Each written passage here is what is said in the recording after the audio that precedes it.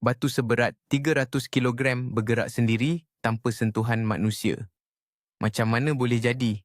Death Valley, California.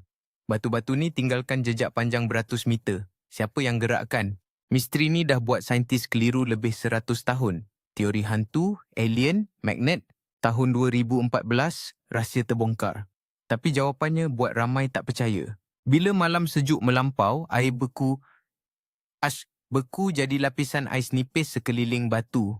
Pagi bila angin kuat, ais pecah dan tolak batu bergerak perlahan.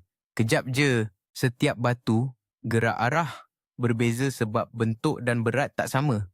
Natural tapi nampak pelik. Saintis pasang GPS kat batu untuk buktikan. Rakaman tunjuk batu gerak 5 meter seminit. Tapi kenapa hanya kat Death Valley je? Tempat lain tak ada fenomena macam ni. Misteri terjawab tapi masih banyak soalan.